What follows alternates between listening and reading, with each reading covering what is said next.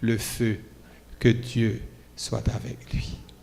Je demanderai à l'Église de bien vouloir baisser la tête, tandis que je vais me mettre à genoux pour prier avec la famille.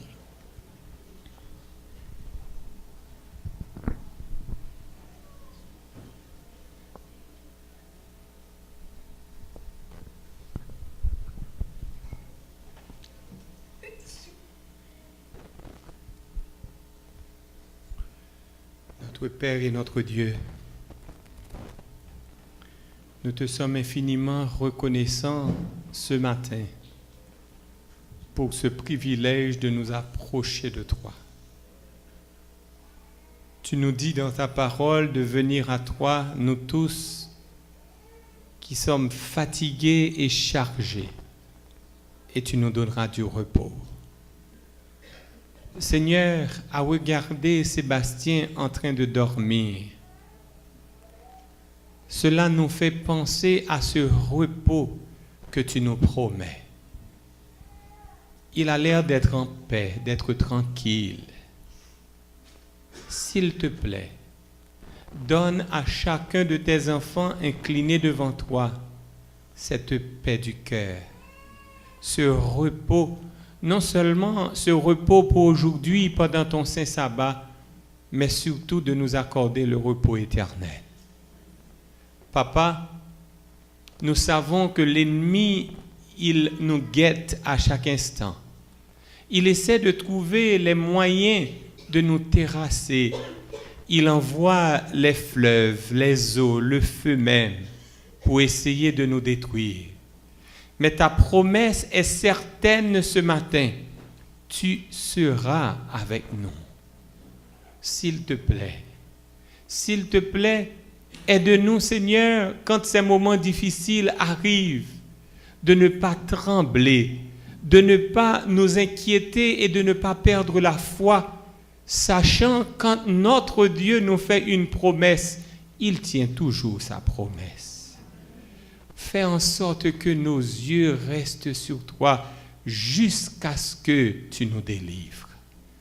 Oh, c'est mon privilège ce matin d'élever devant toi Eureka et son fils Sébastien.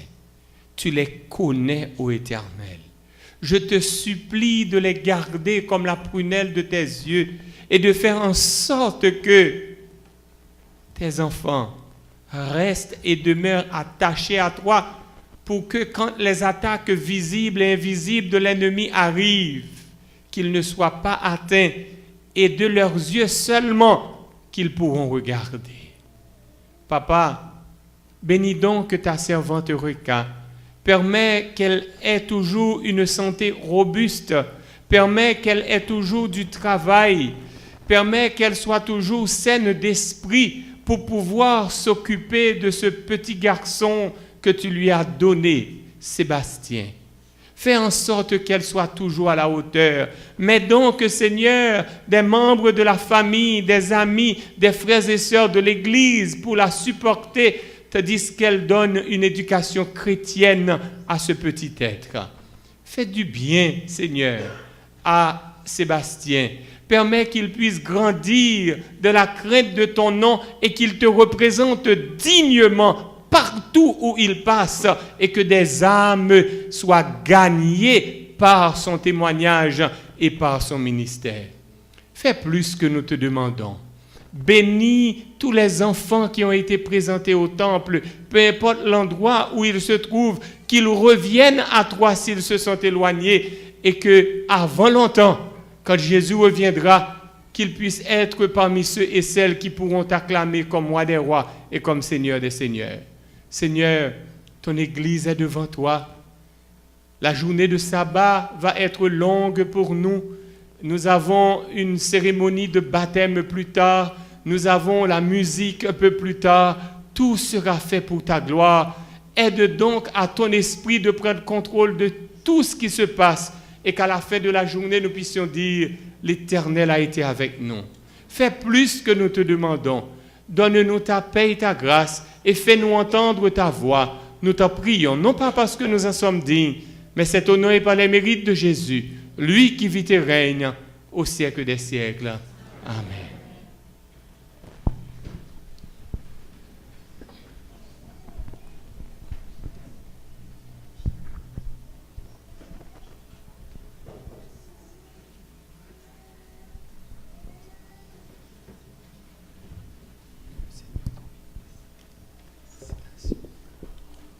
Pour débuter le moment de louange, apprêtez-vous à entendre la chorale des enfants dans 2 chants spéciaux.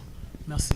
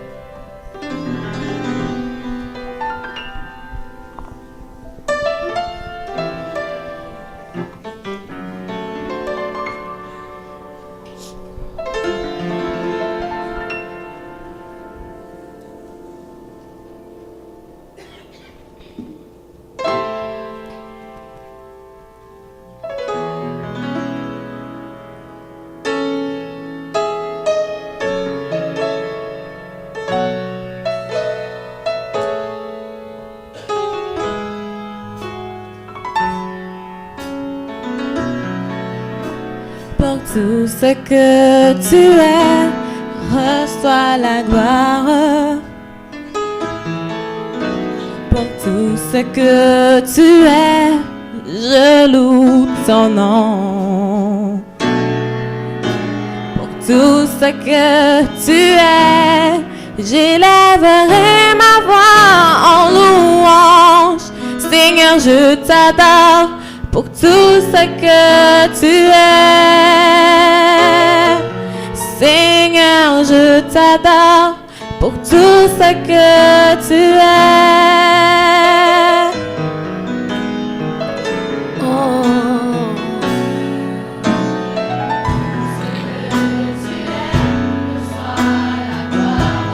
Reçois la gloire. Oh Seigneur, je loue ton nom.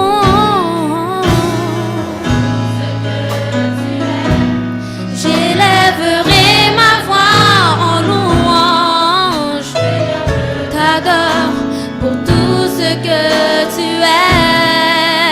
Oh, Seigneur, je t'adore pour tout ce que tu es.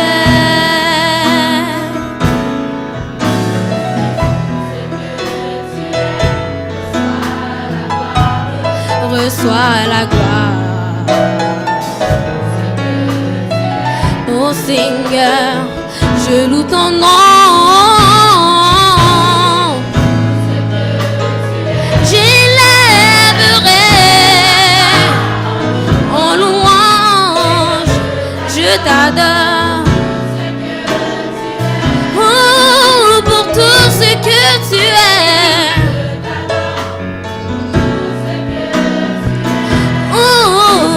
Jéhovah, ma providence. Jéhovah Nissi, tu règnes victorieux. Jéhovah Shalom. Seigneur, je t'adore. Tu es.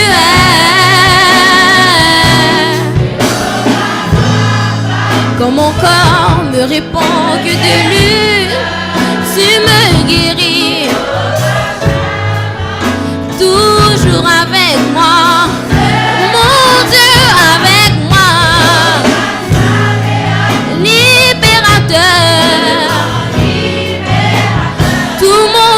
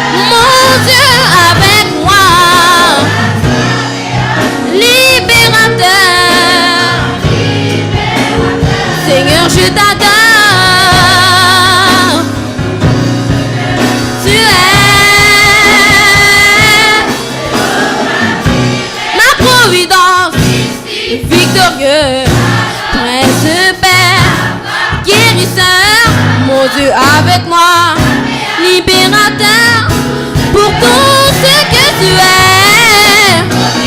J'irai, Nissi, Shalom, Rapha, Sabaoth, ce que tu es.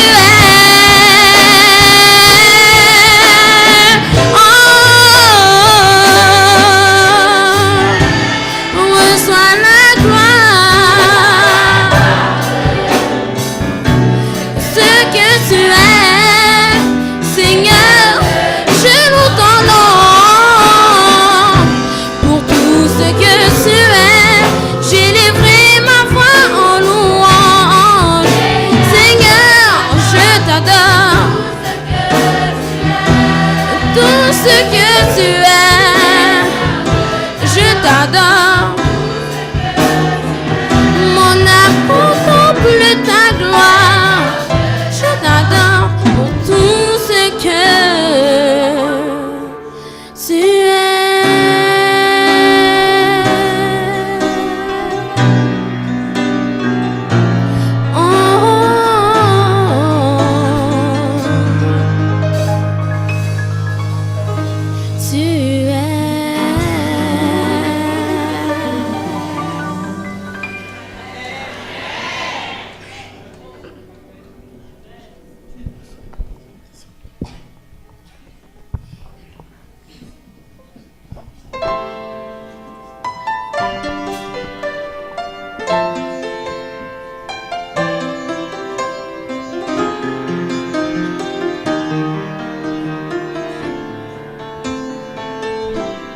You have pardoned my transgressions. You have sanctified my soul. You have honored my confessions. By your blood, Lord, I've been made whole. Lord, you prosper and protect me, and your blessings ever flow. You have filled me with your glory. You have made me as white as snow.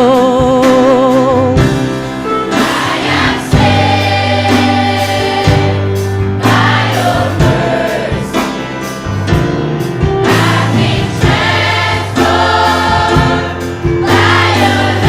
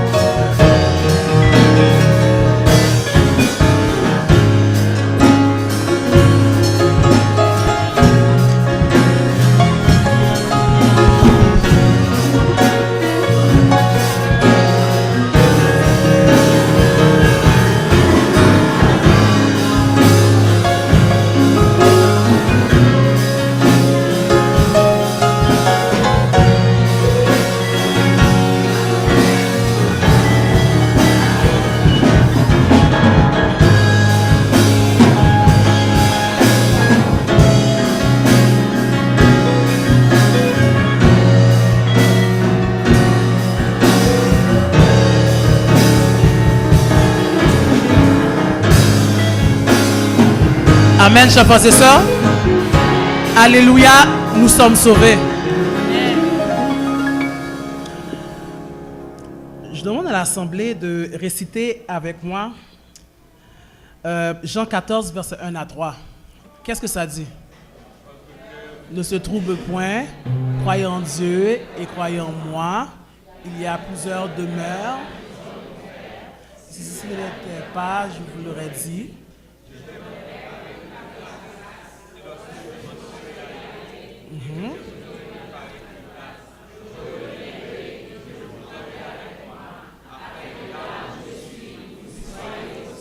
Amen.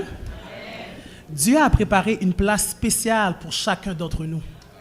Les riches de ce monde ont assez d'argent pour se payer une place pour aller sur la lune, mais aucune richesse pourra nous réserver une place au ciel.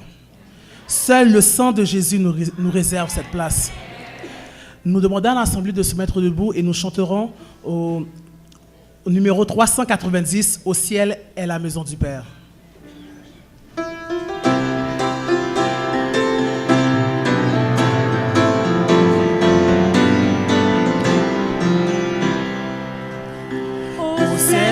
La maison du Père, étincelle de bonté, tout en elle est gloire et lumière, ineffable félicité. Vers le ciel, nous marchons vers le ciel. C'est au ciel, c'est au ciel, notre héritage éternel. Là le bonheur est sans mélange, là le péché ne règne. C'est l'amour et c'est la louange, c'est la présence de Jésus. Vers le ciel, nous marchons vers le ciel.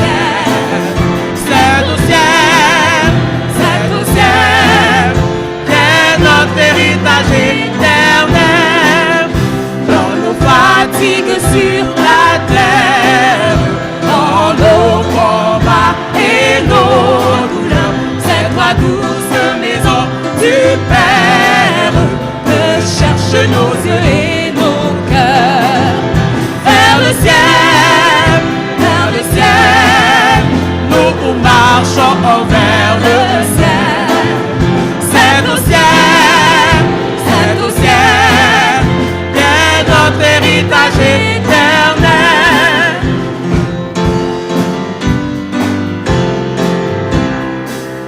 Jour de peine ou jour d'allégresse, tout se brise en orage. Poussez-nous sans cesse vers notre demeure des cieux. Vers le ciel, nous marchons vers le ciel. C'est au ciel, qu'est notre héritage éternel. Vers le ciel, nous marchons vers le ciel. C'est au ciel, qu'est notre héritage éternel.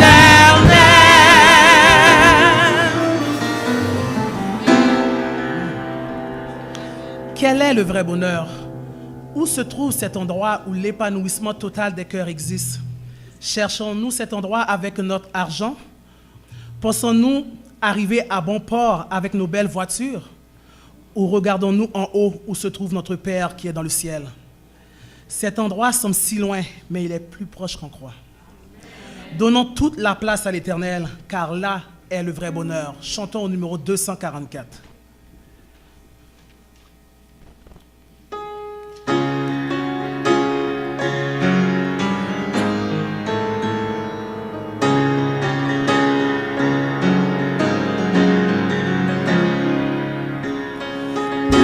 Cherchez-vous le bonheur dans ce monde où tout passe?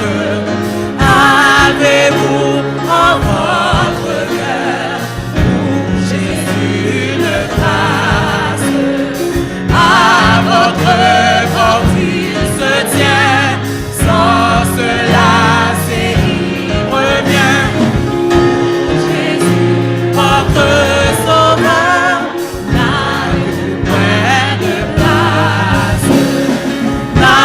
lavez-vous point de place, lavez-vous point de place. Jésus, votre sauveur, lavez-vous point de place. S'il a souffert, c'est pour vous, oh merveilleuse grâce. Lorsqu'il eut des rage, de lui voilant sa face, à de la sublime croix, n'entendez-vous pas la voix qui vous dit, pauvre pécheur, n'as-tu donc point de place? N'avez-vous point de place? N'avez-vous point de place? Ah, pour l'homme de douleur, n'avez-vous point de place?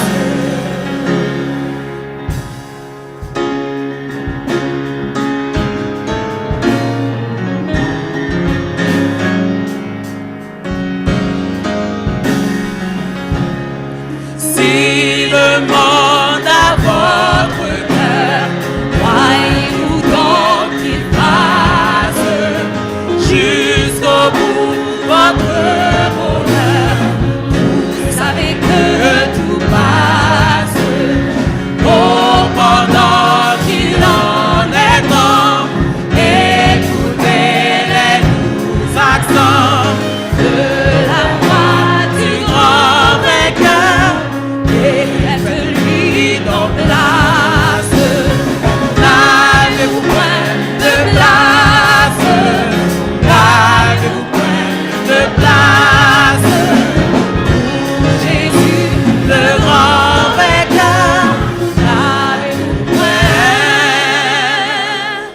de place?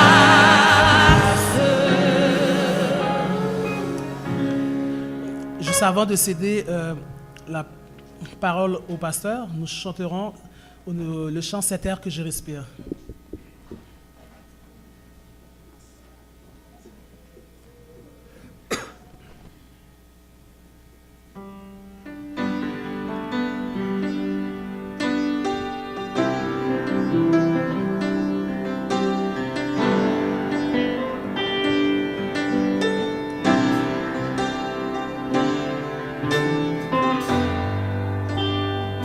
Cet air que je respire, cet air que je respire, c'est ta présence qui vit en moi.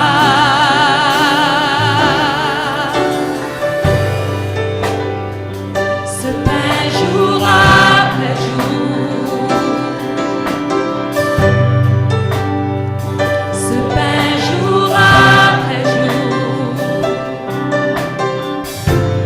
c'est ta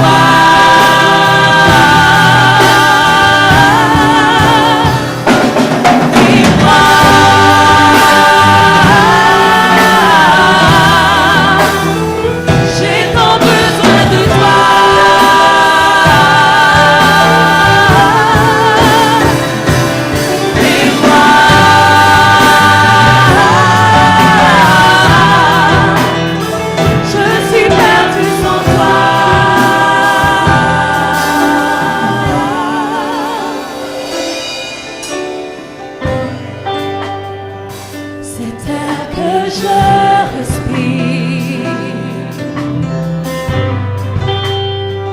cet air que je respire,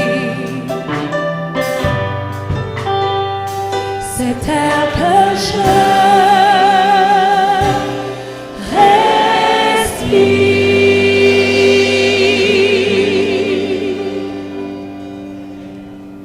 cet air que je respire. C'est la présence du Seigneur. Sentez-vous à l'aise dans la maison du Seigneur? Avez-vous senti la présence du Seigneur ce matin?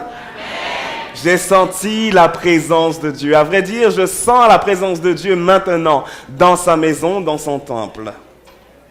Chers amis, sentez-vous à l'aise dans la maison de Dieu? Qu'il fait bon de revenir ici chaque sabbat et de nous trouver en présence de notre Créateur. Vous savez, il y a une bénédiction généralement chaque jour. Dieu a des bénédictions en réserve pour nous chaque jour. Mais le jour du sabbat, Dieu a une bénédiction particulière. Ce matin, juste avant d'entamer le sujet de ce matin, à vrai dire, c'est le dernier sujet que nous partagerons ensemble. Nous avons partagé ensemble des sujets pendant 4 semaines et Dieu nous a montré où se trouve le chemin du bonheur. À vrai dire, Dieu nous a montré où se trouve le vrai bonheur. Et certains d'entre vous ont saisi le vrai bonheur. La semaine dernière, nous avons eu une belle cérémonie de baptême. Et je peux vous dire qu'il y avait de la fête. Non seulement la fête ici, mais la fête dans le ciel. La Bible dit dans Luc chapitre 15, lorsque quelqu'un donne sa vie au Seigneur, lorsqu'une âme revient à la maison, lorsque quelqu'un décide de passer par les eaux du baptême, il y a la fête dans le ciel. La semaine dernière, il y avait la fête dans le ciel. Et ce soir, il va y avoir de la fête dans le ciel. Parce que beaucoup d'entre vous, certains d'entre vous ont décidé de saisir le vrai bonheur. Avez-vous saisi le vrai bonheur? Vous qui êtes assis ici dans cette église, avez-vous saisi le vrai bonheur? Sachez que Dieu ne veut pas que vous repartiez ce matin sans avoir saisi le vrai bonheur. Ça fait depuis votre naissance qu'il est là et en fin de compte, il veut vous donner le vrai bonheur. Et nous espérons. Il espère en fin de compte. À vrai dire, il est là-haut dans le ciel et il regarde ce qui se passe ici. Car il sait que certains d'entre vous, aujourd'hui, ce matin même, vont saisir le vrai bonheur. Chers amis, où cherchez-vous le bonheur? Où avez-vous cherché le bonheur? L'avez-vous trouvé le bonheur? Je ne parle pas du bonheur éphémère, mais du bonheur qui reste. Le vrai bonheur. Le bonheur qui ne s'en va pas. Le bonheur qui perdure. Le bonheur qui dure même dans la tristesse, même dans la peine, même dans la maladie. Avez-vous trouvé ce bonheur, chers amis? J'espère que vous l'avez trouvé. Si vous ne l'avez pas trouvé, nous allons en parler ce matin. Juste avant que nous entamons le sujet de ce matin, sachez que ce soir, à 7 heures, cette église sera remplie. Certains d'entre vous, vous allez venir à 7 heures, même à 7h10. Vous savez, nous avons la coutume, nous, d'être un petit peu en retard. Mais à 7 heures, cette église sera déjà remplie. Parce qu'il va y avoir non seulement une belle cérémonie de baptême. Et j'ai déjà entendu beaucoup de gens qui font des plans pour être ici. Mais il va y avoir un beau concert. De 7 heures à 8 heures. Un beau concert. Alors sachez que si vous ne voulez pas regarder le concert de l'extérieur, je vous conseille d'être ici depuis 6h30. Parce que si vous voulez regarder le concert de l'extérieur, vous pouvez venir à 7h, même à 7h10. Mais si j'étais à votre place, sachez que je viendrais depuis 6h30.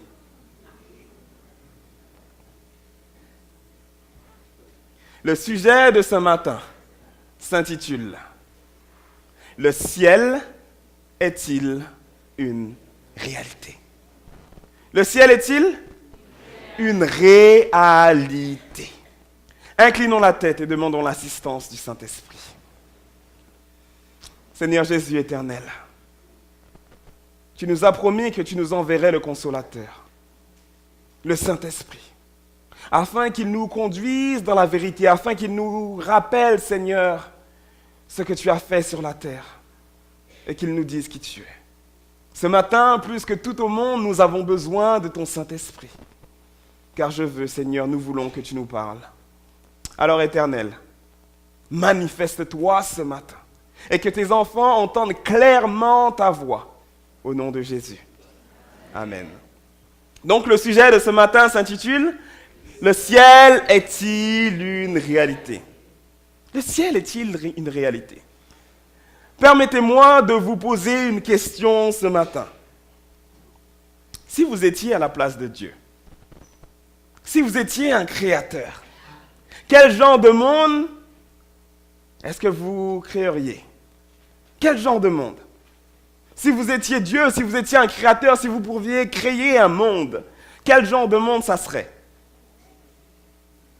Peut-être un monde où les hommes et puis les machines cohabitent ensemble. Peut-être un monde où les hommes et les robots sont ensemble et en fin de compte, vous n'avez plus besoin d'aller travailler parce qu'un robot va travailler pour vous. Peut-être un monde où vous n'avez même plus besoin, en fin de compte, de faire les tâches ménagères parce qu'un robot le fera pour vous. Vous voyez? Oui. Quel genre de monde est-ce que vous créeriez?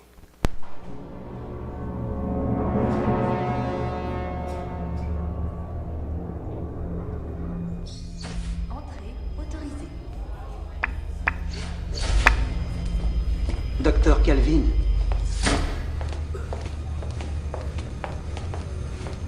J'espérais bien vous revoir. Inspecteur, Bonjour, Sonny. je vais être bientôt retiré de la circulation. Quand je t'ai interrogé l'autre jour, tu m'as dit que tu faisais des rêves. De quoi tu rêves? Vous vous méfiez toujours autant de moi, inspecteur Spooner. Ah ouais, tu sais ce qu'on dit à propos des vieux singes. Non, pas vraiment. J'espérais que vous finiriez par me considérer comme un ami.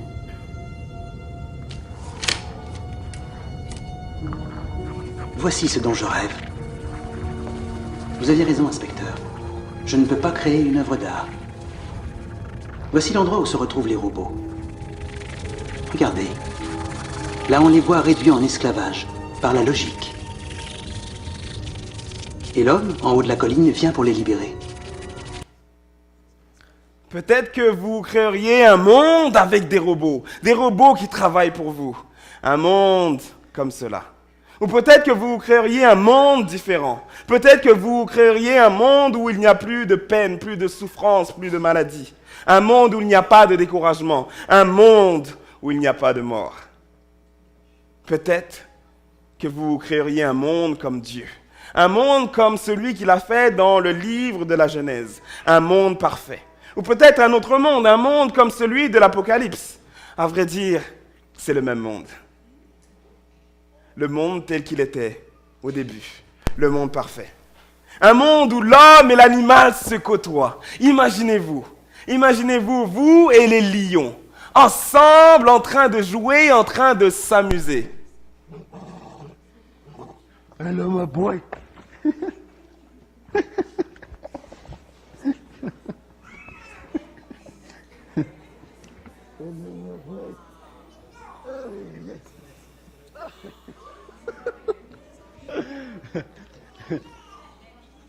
Cet homme est en train de s'amuser avec les lions. Je vois certains, vous avez le visage. Mais c'est vrai, il y a quelque chose de pas normal chez cet homme. Il semble qu'il parle aux animaux, il parle aux lions. Et il arrive, il se mélange avec ces bêtes. Et les bêtes ne lui font rien. Je vous assure que tant qu'on n'est pas dans la nouvelle terre, j'irai pas dans une cage avec un lion. Parce que lorsque le lion va me voir, il va voir un grand hamburger. Et je ne veux pas que ce soit ce qui m'arrive. Mais imaginez-vous, un monde où vous êtes là avec les animaux et vous et les animaux, vous êtes en parfaite harmonie. Oui, vous montez sur un crocodile, un caïman. Et vous allez nager ensemble. Oui. C'est évident que quelque chose ne va pas dans notre monde. C'est évident, en fin de compte, qu'il y a des problèmes. En Afrique, des tribus se massacrent.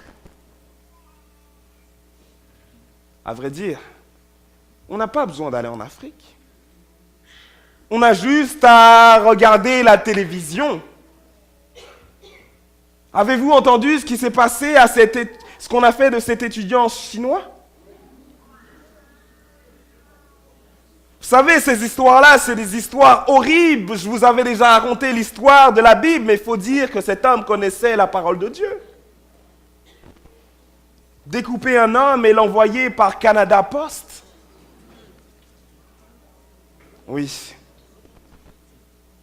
Les Israéliens, les Palestiniens s'entre-déchirent. Les enfants meurent de faim dans son monde. Nous, il y a des personnes en Amérique du Nord qui meurent parce qu'elles mangent trop. Mais il y a certains endroits, et à vrai dire même ici en Amérique du Nord, des gens qui souffrent de malnutrition. Sur les autoroutes, il y a des gens qui boivent de l'alcool et qui conduisent avec des facultés affaiblies. Et ces gens-là, pour eux, ça leur est égal. Mais ils enlèvent des vies d'autres personnes. Il y a quelque chose qui ne va pas dans notre monde. Il y a quelque chose qui ne fonctionne pas bien. Et cela doit s'arrêter. Chers amis, Jésus revient. Nous avons vu hier soir que Jésus va revenir. Il va revenir pour mettre fin à tout cela, à toute cette souffrance. La terre polluée.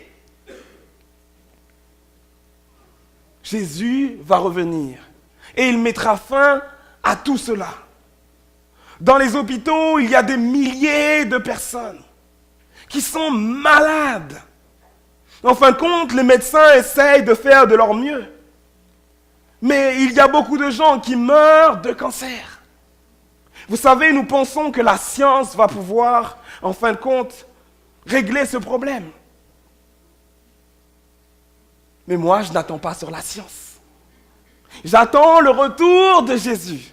Parce que je sais que lorsqu'il reviendra, les choses changeront. Quelque chose ne va pas dans notre monde. Je ne suis pas fait. Vous n'êtes pas fait pour la maladie, pour la souffrance. Quelque chose ne va pas dans notre monde. Les douleurs, les difficultés, les déceptions. Quelque chose ne va pas dans notre monde. Peut-être que vous souffrez amèrement en ce moment. Peut-être qu'il y a quelque chose dans votre vie qui vous trouble. C'est peut-être votre relation avec votre épouse ou avec votre époux. C'est peut-être un problème de santé. C'est peut-être un être cher que vous avez perdu il n'y a pas si longtemps et que vous ne pouvez pas effacer de votre mémoire. C'est peut-être un problème avec un enfant. Sachez que nous ne sommes pas faits pour ce monde. Nous avons été créés pour le bonheur, pour la joie, pour l'amour, pour les rires.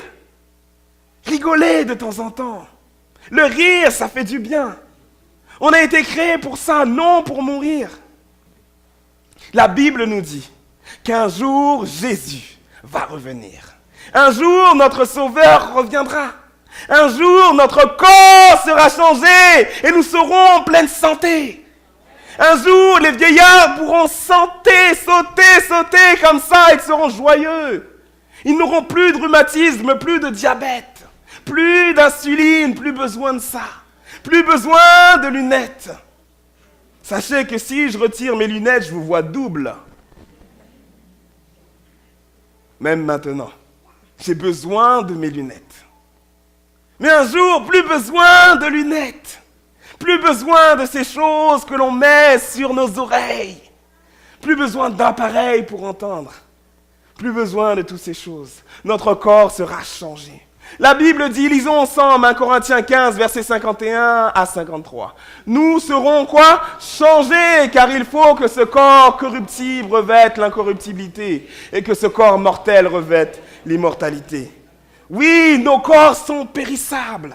À vrai dire, au bout d'un certain temps, même si vous n'êtes pas malade, la date de péremption arrive. et on vous met dans une boîte. Même si vous n'êtes pas malade, même si vous jouissez d'une bonne santé, un jour, la date de péremption arrive. Ça vous est déjà arrivé de prendre un yaourt ou de prendre du lait, puis vous le laissez dans le frigidaire, et puis la date arrive. Et puis il est avarié. À vrai dire, ça sent mauvais.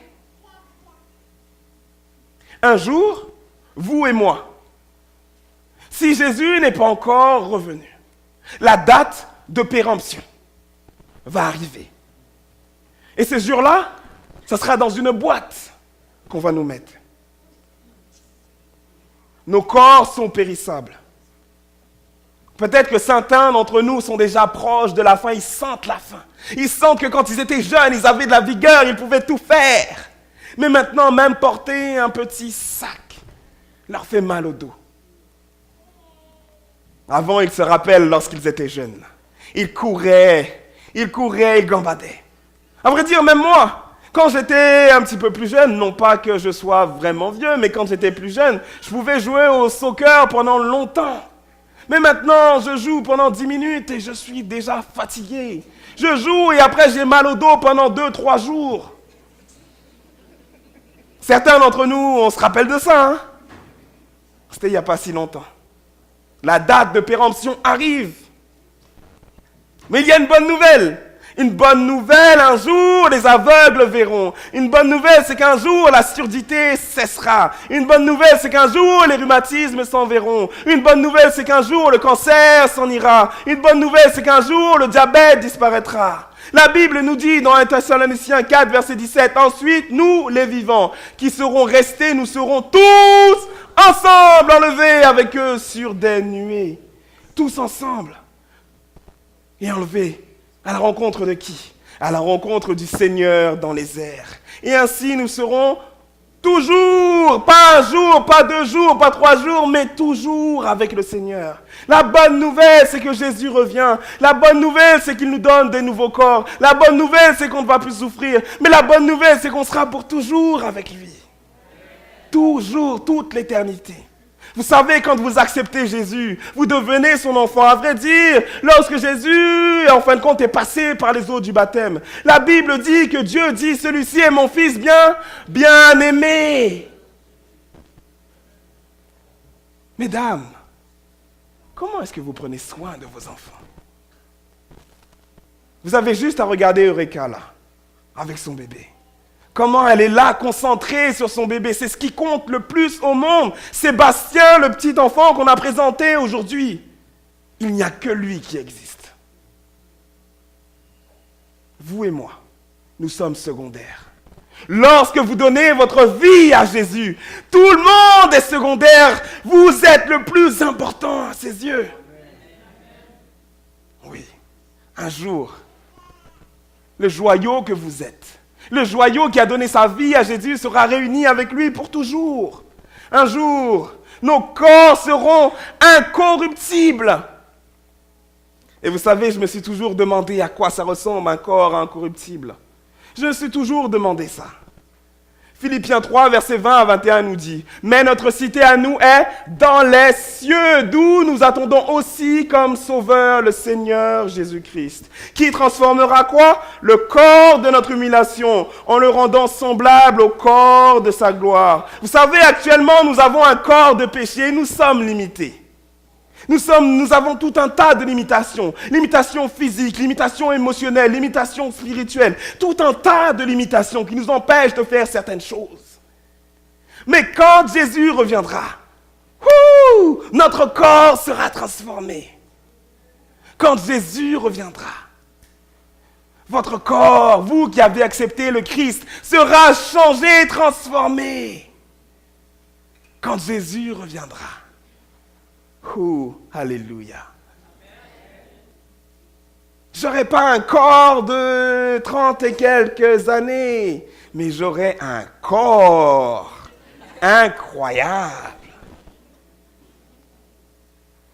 Vous savez, nous utilisons moins de 10% de notre cerveau.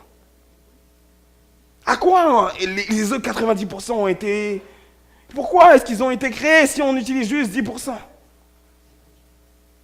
C'est que le péché fait que nous sommes limités. Nous n'utilisons pas toutes les zones de notre cerveau. Nous n'utilisons pas tout notre corps au maximum de ses capacités.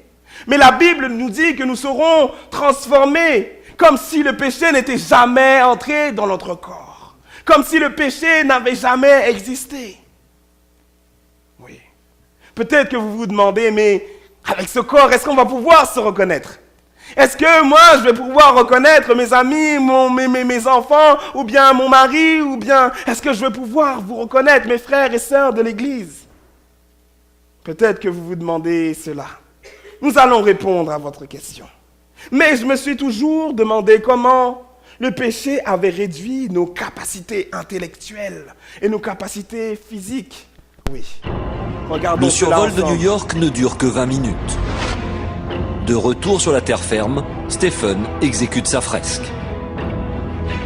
Il ne s'appuie sur aucune photo, sur aucun croquis. Tout est dans sa tête.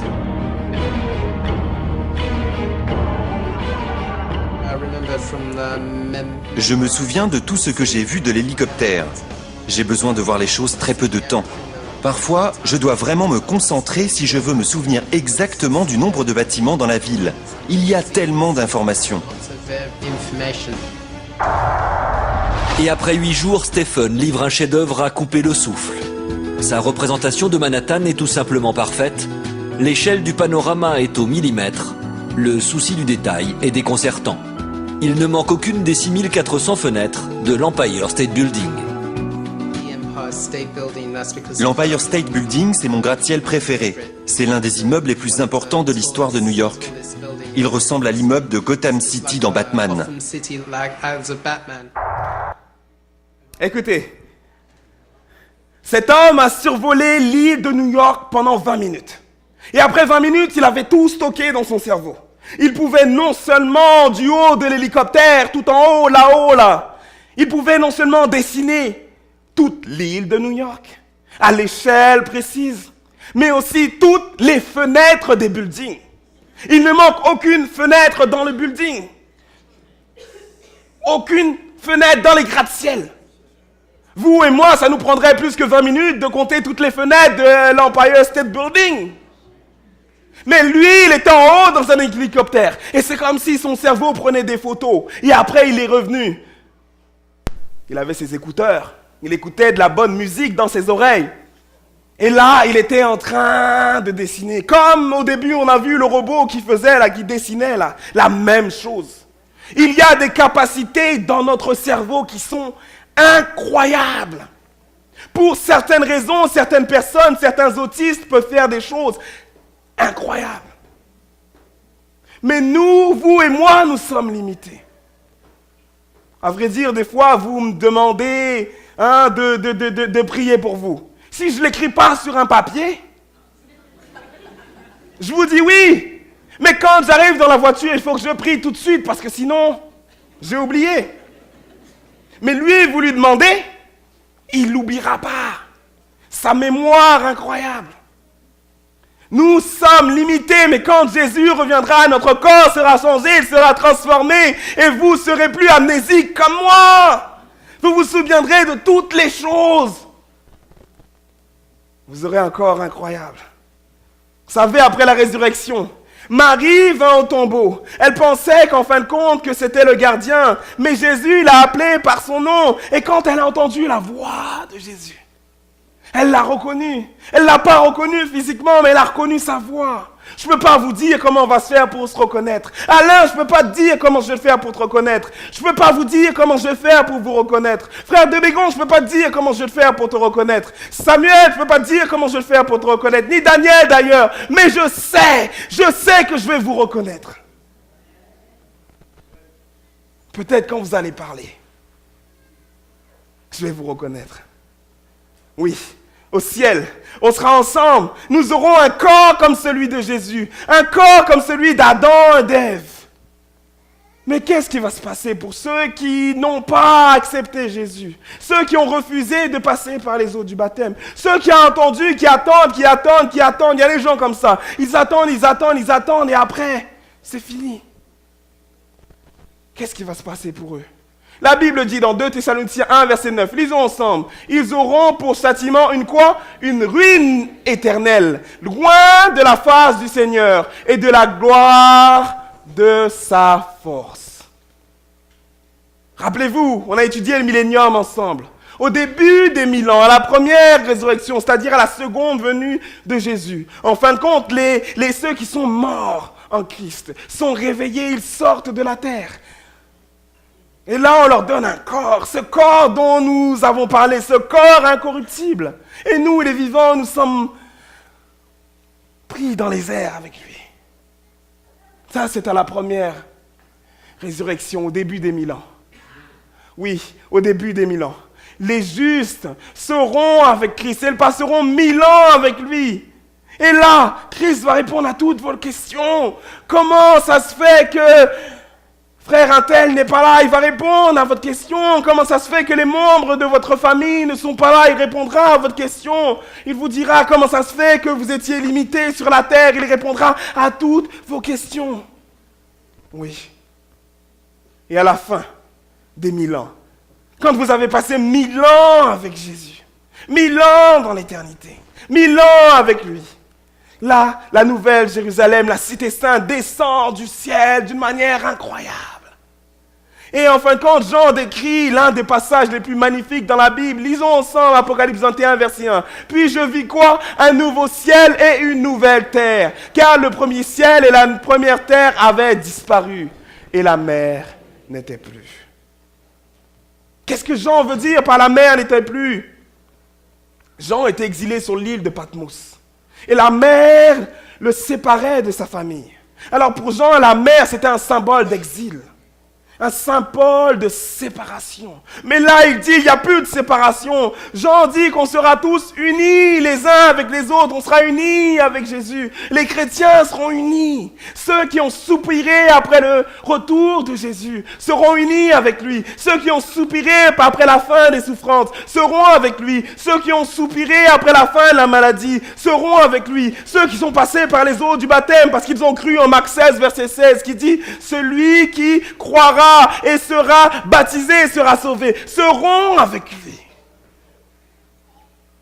Ceux qui ont cru seront avec Jésus. Et là, on sera réunis. D'ailleurs, Jean continue au verset 2. Et je vis descendre du ciel d'auprès de Dieu la ville sainte, la nouvelle quoi? Jérusalem, préparée comme une épouse qui s'est parée pour son époux. Tellement elle est belle, une épouse. Jean continue. Oui. Et j'entendis du trône une voix forte qui disait, voici le tabernacle de Dieu avec les hommes. Il habitera avec eux et ils seront son peuple. Voici le message le plus significatif de l'histoire du monde. La cité sainte, la nouvelle Jérusalem est en train de descendre du ciel. Ce message vient de Dieu. Dieu revient chercher, en fin de compte, ses enfants. Dieu revient, il revient pour les brebis égarées. Dieu revient et transfère la cité sainte vers la planète sauvée. Oui. L'univers tourne autour du trône de Dieu. L'univers regarde ce qui se passe. Et en fin de compte, Dieu va déplacer son trône. Cette planète, il va la renouveler entièrement. Et cette planète que vous voyez, vous allez dans les montagnes et vous trouvez ça beau. J'ai été à Banff et je me suis dit, oh, les montagnes, comment c'est beau. Mais lorsque Dieu va recréer cette planète, elle sera encore plus belle. Vous trouvez les animaux beaux. À vrai dire, certains d'entre nous, on voyage, on va même très très loin pour voir des animaux. Et quand on voit ces animaux, on trouve ça beau. À vrai dire, certains d'entre nous, on va dans les îles. Et lorsqu'on va dans les Caraïbes, lorsqu'on va dans les Antilles, lorsqu'on va à Hawaï, lorsqu'on va dans ces endroits, on trouve ça beau. Mais quand Jésus va recréer cette planète, Robert, ce sera encore plus magnifique. Ce sera magnifique. Mais lorsque la cité sainte va descendre, les méchants vont voir cette cité. Et en fin de compte, les méchants vont commencer à se dire, allons-y, prenons cette cité et recommençons comme avant. Les méchants vont encercler la cité. Mais Apocalypse 20, verset 9 nous dit, « Et ils montèrent sur la surface de quoi? De la terre. Et ils investirent le camp des saints et la ville bien-aimée. » Oui. Mais un feu fit quoi? Il descendit du ciel et les dévora, il les consuma. Satan et les méchants se précipitent vers la ville sainte. En fin de compte, ils veulent s'emparer de la ville sainte. Ils veulent recommencer les mêmes choses qu'ils font sur la terre. Les mêmes choses qu'ils vous font souffrir. Mais en fin de compte, Dieu va consumer le péché. Dieu va consumer Satan et ses anges. Oui. Et le feu descendra et les détruira. À partir du centre de l'ancien monde, Dieu crée un nouveau monde. La Bible dit dans Apocalypse 21, verset 4, « Il essuiera quoi? Toute larme de leurs yeux, et la mort ne sera plus. Il n'y aura plus ni deuil, ni cri, ni douleur, car les premières choses ont disparu. Toutes ces choses ont disparu. C'est fini la guerre, c'est fini le boucher, c'est fini les soucis, c'est fini les larmes, c'est fini les mitrailleuses, c'est fini les bombes, c'est fini le ghetto, c'est fini la solitude, c'est fini la déception. Toutes ces choses-là sont finies. » Apocalypse 14, verset 4 dit, « Ils suivirent l'agneau partout où il va. Ils ont été rachetés d'entre les hommes comme des prémices pour Dieu et pour l'agneau. » Ils ont été rachetés. Alors ils vont suivre Dieu et qu'est-ce qu'ils vont faire? Ils vont voyager dans l'espace. Savez-vous, Guy la Liberté est parti dans l'espace, n'est-ce pas? Guy la Liberté est parti dans l'espace. Il a beaucoup d'argent, donc il a payé de son argent pour aller dans l'espace. Mais moi, j'ai pas besoin d'argent parce que je sais que Jésus, lorsque Dieu va revenir, j'irai dans l'espace. Et moi, j'irai beaucoup plus loin que la Lune. J'irai sur ces planètes qui sont très très loin et je découvrirai l'espace avec Dieu. Dieu va me faire voyager, il va me montrer d'autres mondes. Alors, Guy la Liberté a juste un petit peu d'avance sur moi. Mais ce qu'il a vu, il n'a rien vu. Il n'a rien vu encore. Il a vu qu'une toute partie infime, presque rien dans l'univers. Il est resté dans notre système solaire. Il est resté dans notre voie lactée. Mais moi, j'irai dans d'autres voies lactées. J'irai dans d'autres endroits dans l'univers. Je voyagerai avec Jésus. J'ai déjà fait mes plans. Hein? J'ai déjà fait mes plans. J'espère que vous avez déjà fait vos plans. J'espère que vous savez qu'est-ce que vous allez faire. Parce qu'on va avoir l'éternité à passer.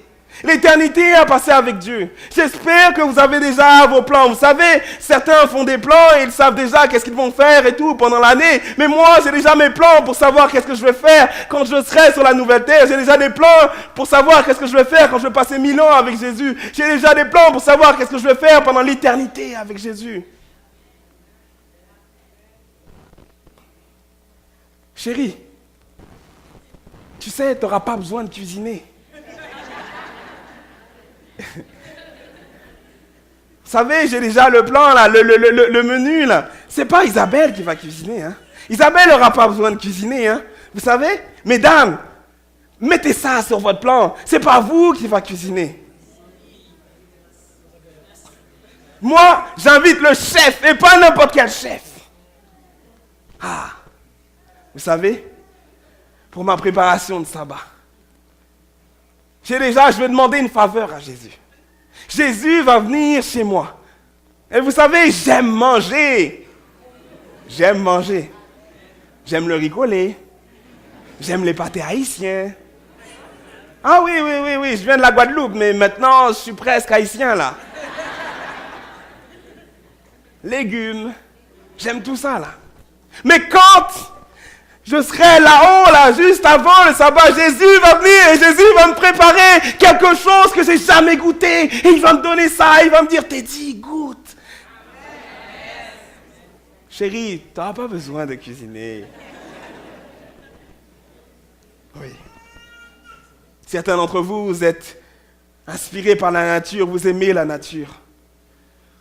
Alors les anges vont faire un tour avec vous. Et les anges vont vous montrer la nature. Ils vont vous montrer des espèces que vous n'imaginiez pas.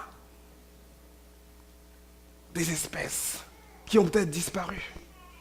Ils vont vous expliquer les mystères de l'univers du ciel. Ésaïe 65, verset 17 dit « Car je vais créer quoi? De nouveaux cieux et une nouvelle terre. On ne se rappellera plus des choses passées et elles ne reviendront plus à l'esprit. » Le prophète dit Il y aura un nouveau ciel, une nouvelle terre. Toutes les choses là qui vous hantent en ce moment, qui vous empêchent de dormir, vous n'allez plus vous en souvenir. Ces choses-là, fini. Tous ces Tintins-là, c'est fini. Là, c'est la sérénité. C'est la paix. Oh oui. Monde différent. Ésaïe 11, versets 6 à 9 continue. Et la panthère se couchera avec le chevreau. Il ne se fera ni tort ni dommage sur toute ma montagne sainte. Les animaux vont plus se dévorer les uns les autres. C'est incroyable, hein? On n'imagine pas ça, hein? On n'imagine pas un chat jouer avec une panthère. On n'imagine pas un chien jouer avec un lion. Mais c'est ce qui va se passer. Les animaux seront ensemble. Ils n'auront plus besoin de se manger l'un et l'autre. Oui. Plus de peur. Je vous ai déjà dit, hein, si vous m'invitez chez vous et que vous avez un chien, Isabelle, elle sait. Parce que quand je suis venu chez elle, le chien, il était dehors. Pas dehors à m'attendre, mais dehors dans l'autre partie, là, du côté du patio. Si vous avez un chien et que je viens vous visiter, je viens prier avec vous, peut-être parce que je viens discuter de certaines choses, s'il vous plaît. On n'est pas encore sur la nouvelle terre. Mettez votre chien quelque part où il ne peut pas venir me voir. Oui. On prendra part aux vraies activités. La Bible dit dans Ésaïe 65, versets 21 à 23, « Ils bâtiront des maisons et les habiteront. Ils planteront des vignes et en mangeront le fruit. Ils ne bâtiront pas des maisons pour qu'un autre les habite. Et mes élus jouiront de l'œuvre de leurs mains. » Oui, ils ne travailleront pas en vain. Ils n'auront pas des enfants pour les voir périr. Car ils formeront une race, quoi? Une race bénie de l'Éternel. Et leurs enfants seront avec eux. Nous nous promenerons dans les jardins. Nous étudierons la nature ensemble et les fruits. Et oui, en fin de compte, toutes ces choses-là, nous les verrons. Dieu nous les montrerons. Parce que nous avons donné nos vies à Jésus et que nous passerons l'éternité avec lui. Matthieu 8, verset 11 dit, « Oh, je vous le déclare, que plusieurs viendront de l'Orient et de l'Occident et seront où? À table avec Abraham, avec Isaac, avec Jacob dans le royaume des cieux. » Alors moi, je m'imagine à la table avec Abraham et je lui demande, « Abraham, comment t'as fait? Pourquoi? Comment t'as fait pour attacher ton fils et prendre un couteau comme ça? Est-ce que c'était pas dur pour toi? Parce que tu as bataillé. Je demanderai à Abraham ce qu'il a ressenti. Je prendrai l'expérience de Moïse. Vivre loin de ses parents. Après découvrir qu'il est un Israélite. Je prendrai l'expérience de Moïse et lui dirai, raconte-moi quand tu as ramené les Israélites, quand tu les as fait passer à travers la mer Rouge. Oui. Je vais jaser avec eux. Et Daniel. Daniel, quand tu étais dans la fosse aux lions, à quoi t'as pensé, Daniel? Comment t'as fait pour dormir? Daniel, c'était pas des chiens, moi j'ai peur des chiens. Mais c'était des lions, comment t'as fait? As-tu fait des rêves? Et je parlerai à Paul. Paul, pourquoi? Comment t'as fait là? Pour voyager autant? Autant pour la cause de Dieu? Pour t'être fait frapper comme ça. On t'a descendu dans un panier. Raconte-moi des histoires. Et on passera et on racontera des histoires et je verrai Pierre et je lui dirai, quand même, Pierre, t'as marché sur l'eau? Tout le monde se rappelle que t'es tombé dans l'eau, mais t'as marché, t'es le seul qui a marché sur l'eau, Pierre. Toutes ces choses-là, oui, je discuterai avec eux. Et il y aura des frères et des sœurs qui, eux, ont accepté l'évangile, qui ont des histoires vraiment comme les vôtres, des histoires incroyables. Et toute l'éternité, on sera là. à se rappeler des bienfaits de Dieu, à se rappeler comment nous sommes venus à des campagnes d'évangélisation. Nous avons étendu l'évangile et Dieu nous a parlé à un moment précis. On verra l'impact qu'on a eu les uns sur les autres. Un mot d'encouragement a fait quelqu'un basculer du tout au rien. On se rappellera des miracles qui ont été faits dans notre vie. On fera que ça. Et à chaque nouvelle lune, et à chaque sabbat, toute chair viendra quoi? Se prosterner devant l'Éternel. Toute chair viendra se prosterner devant l'Éternel. On viendra adorer le roi des rois. C'est ce que la Bible dit. Vous savez, chers amis, la Bible déclare à chaque nouvelle lune, à chaque sabbat, on viendra adorer et prosterner le roi des rois. Le Père sera là. Les anges seront là. Le Saint-Esprit sera là. Et là, vous comprendrez le mystère que vous n'avez jamais pu comprendre.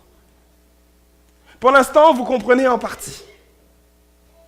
Pour l'instant, vous comprenez, mais presque pas. À vrai dire, il y a certains d'entre nous qui ne comprennent pas encore. Mais quand Jésus va revenir, tous nos mystères seront partis. Chers amis, Jésus vous expliquera le plus grand mystère qui ait jamais existé. Le mystère de la croix. Il vous dira pourquoi son sang. Pourquoi lorsqu'on donne sa vie et qu'on laisse Jésus entrer dans son cœur, pourquoi est-ce que son sang nous purifie? Vous savez, la Bible dit clairement dans Romains 6, verset 23, « Car le salaire du péché, c'est la mort. Mais le don gratuit, c'est la vie éternelle. » En qui? En Jésus-Christ, notre Seigneur. Ça, c'est le plus grand mystère que vous pouvez pas comprendre. Jésus nous l'expliquera. Il nous dira comment ça se fait qu'il a donné sa vie à la croix pour des gens qui mentent, pour des gens qui volent, pour des gens qui, des fois, commettent l'adultère, des gens qui ne sont pas dignes. Je sais que je ne suis pas digne. Vous savez que vous n'êtes pas digne. Mais Jésus vous aime tant qu'il veut vous donner un cadeau. Vous savez, quand j'étais jeune, avant 10 ans, mes parents se sont séparés. Mon père et ma mère n'habitaient plus ensemble. Et en fin de compte, des fois mon père me promettait de venir me chercher. Et j'étais là, j'attendais. J'attendais et la journée passait. Elle passait. Je l'appelais pour venir me chercher. Et j'attendais, et des fois, il venait me chercher le lendemain. Mais pendant toute la journée, j'avais entendu. Quand on aime quelqu'un, je ne sais pas si ça vous arrive, ou si vous êtes amoureuse maintenant, ou si vous êtes amoureux. Mais quand vous aimez quelqu'un et que vous voulez passer du temps avec cette personne-là, il n'y a rien d'autre qui compte. Moi, j'attendais parce que j'aime mon père. Et je voulais passer du temps avec lui. Mais lui, il avait peut-être d'autres choses qui le retenaient. Il avait peut-être d'autres priorités à ce moment-là. Vous êtes la priorité de Jésus. Vous êtes quoi? La priorité de Jésus. Jésus dit qu'il va revenir. Il promet qu'il va revenir. Il va revenir vous chercher. Il va revenir chercher ceux qui lui ont donné sa vie. Vous savez, quand vous donnez votre vie à Jésus, votre vie change à tout jamais. Quand vous donnez votre vie à Jésus, même quand vous avez de la tristesse, même quand vous avez des douleurs, vous avez de l'espérance parce que vous lisez la parole de Dieu, Dieu vous parle. Quand vous donnez votre vie à Jésus, même quand ces choses ne vont pas, même quand vous mourrez, même quand quelqu'un dans votre famille meurt, vous savez que vous allez revoir cette personne-là parce qu'elle a donné sa vie à Jésus. Quand vous donnez votre vie à Jésus, vous savez savez que la vie prend un autre sens. Je sais que beaucoup d'entre vous ont donné leur vie à Jésus. N'aimeriez-vous pas ce matin dire Seigneur, merci parce que tu reviens me chercher. Merci Seigneur parce que tu reviens me chercher. À vrai dire, j'ai un sourire sur ma bouche parce que je sais que tu reviens Seigneur. Je veux passer l'éternité avec lui. Si vous voulez passer l'éternité avec Jésus, levez-vous et chantons à la gloire de Dieu. Au numéro 394.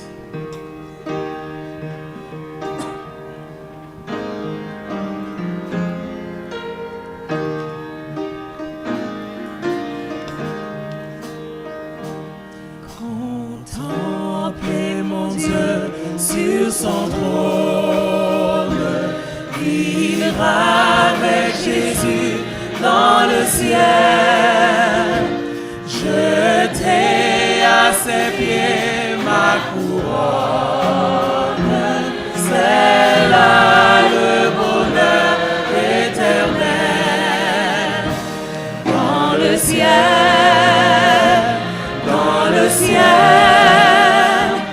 vivre avec Jésus dans le ciel, dans le ciel, dans le ciel,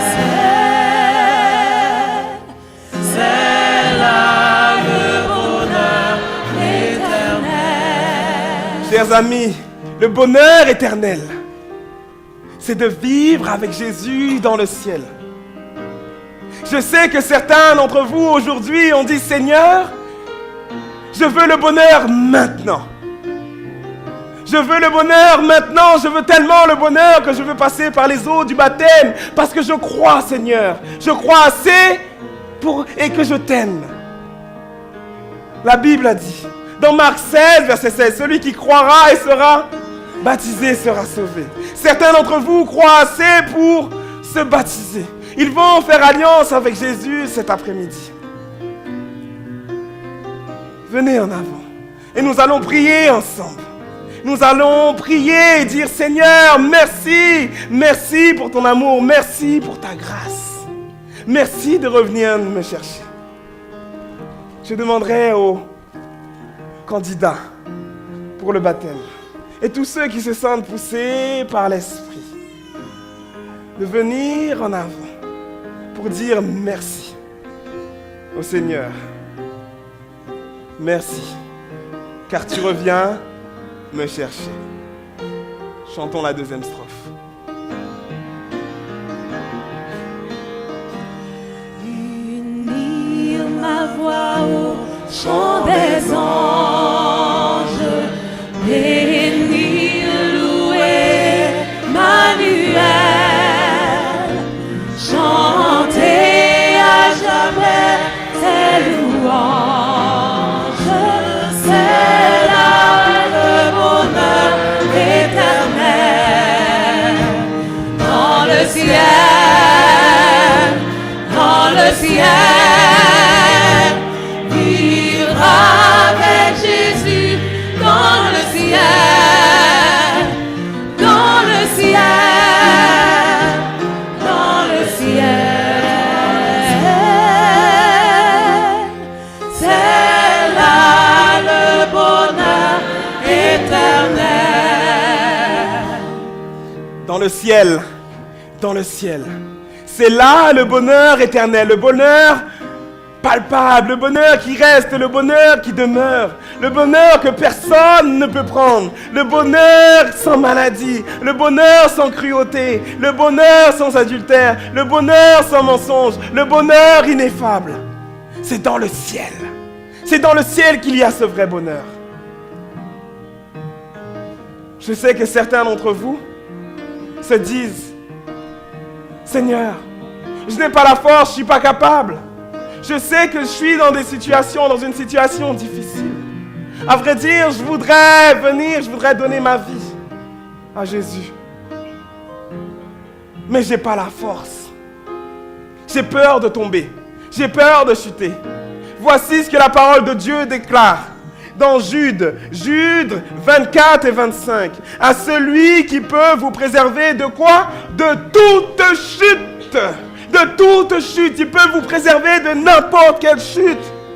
Et vous faire paraître devant sa gloire irrépréhensible et dans l'allégresse. Il y a une seule personne qui peut vous préserver de toute chute. Et cette personne-là, c'est Jésus. N'ayez pas peur. N'ayez pas peur. Vous allez vivre avec Jésus dans le ciel. Jésus va vous transformer. Il va transformer votre corps. Mais non seulement cela, mais maintenant il promet qu'il vous bénira au centuple. Il promet qu'il sera avec vous tous les jours de votre vie.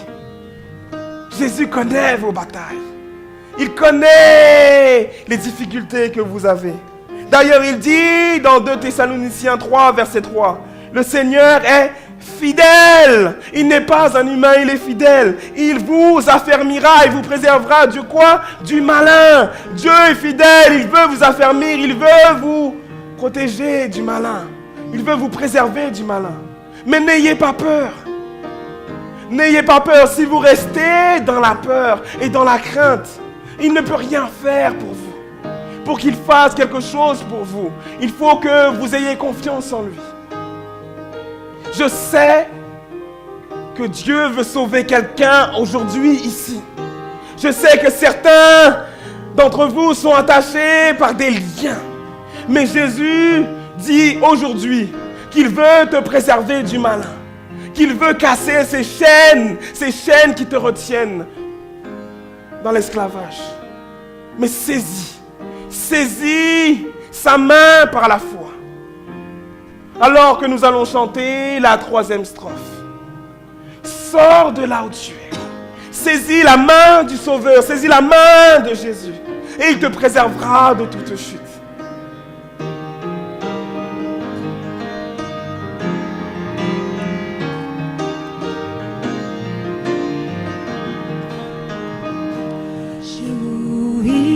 D'une paix infinie, revoir mes amis dans le ciel, posséder l'immortelle vie, c'est là le bonheur éternel, dans le ciel. Alléluia, amen. Dans le ciel. Dans le ciel, vivre avec Jésus, dans le ciel. Avec Jésus, dans le ciel. Amen. Dans le ciel.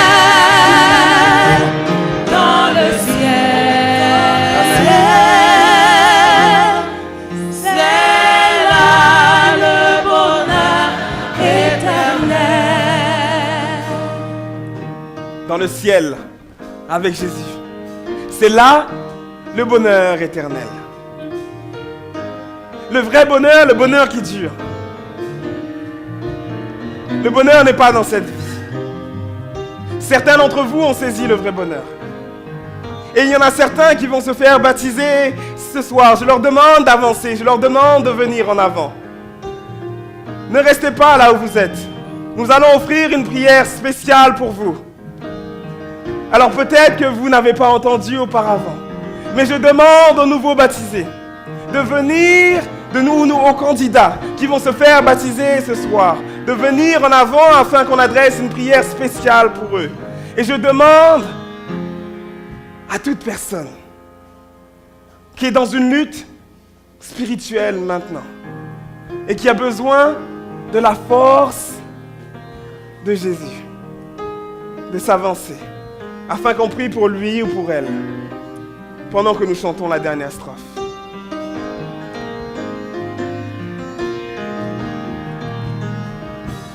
Retrouver les saints dans la gloire, près du trône de l'Éternel, célébrer la même victoire, c'est là le bonheur éternel, dans le ciel, dans le ciel, vivre avec Jésus dans le ciel, dans le ciel, dans le ciel. C'est là le bonheur éternel.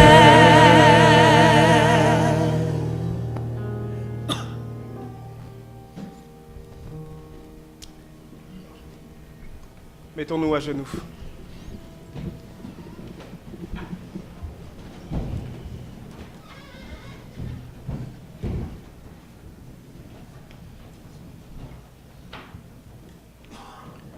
Notre Père et notre Dieu, oui, le désir de chaque cœur, c'est de vivre au ciel avec toi. C'est là que nous trouverons le bonheur éternel. Un bonheur sans tristesse, un bonheur qui ne sera pas troublé par l'ennemi, car le feu éternel le détruira. Oh, ce midi, tes enfants viennent à tes pieds réclamant ce bonheur, car toi et toi seul peux nous l'accorder. Tu as dit clairement dans ta parole, nul ne vient au Père que par toi. Jésus, aide-nous à aller au ciel. Car le désir de notre cœur, c'est de passer 1000 ans avec toi au ciel et sur la nouvelle terre pour le temps et pour l'éternité. Tes enfants se sont avancés. Ils se sont avancés parce qu'ils croient. Pour aller au ciel, il faut être baptisé, car ta parole le déclare. Celui qui croira et qui sera baptisé sera sauvé. Mais celui qui ne croira pas, il sera condamné. Je te supplie en cet instant, cet esprit, de descendre et de prendre possession de chacun de tes enfants agenouillés devant toi. Et s'il reste encore une chaîne qui doit être brisée avant le baptême, brise cette chaîne et que le nom de Jésus soit glorifié. Amen.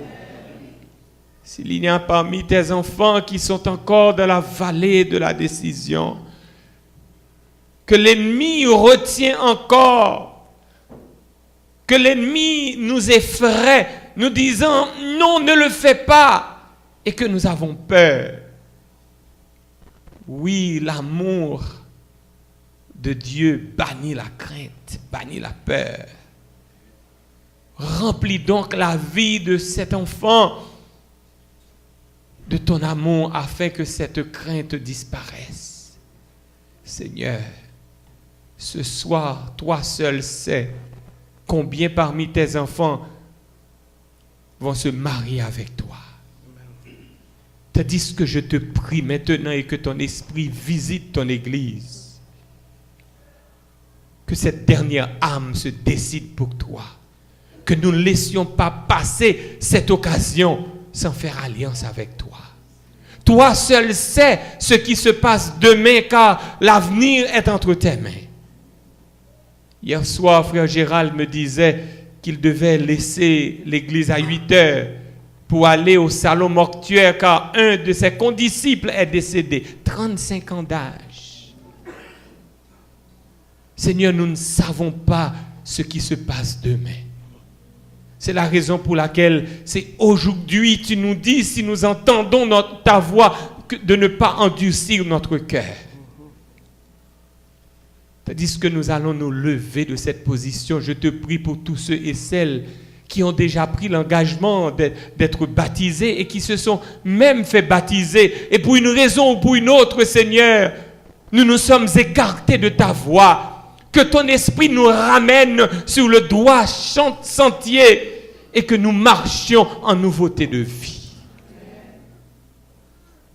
Papa, manifeste-toi et fais que cet après-midi à 6 heures, ceux qui n'ont pas encore été examinés, qu'ils viennent à l'église à 6 heures pour nous rencontrer et que les formalités soient remplies et qu'ils puissent être eux aussi baptisés au nom du Père, du Fils et du Saint-Esprit.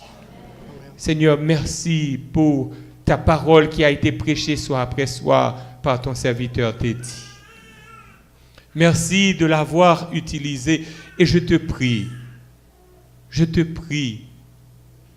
maintenant, tandis que l'Église se joigne à moi, de le oindre de ton Esprit Saint et de faire en sorte que sa vie entière soit consacrée à la prédication de ta parole. Que tu mettes un mur de protection autour de ses enfants et de son épouse. Que cette famille soit consacrée, mise à part pour te servir, car je sais que dans les derniers temps, tu as besoin d'hommes et de femmes solides sur qui tu peux compter.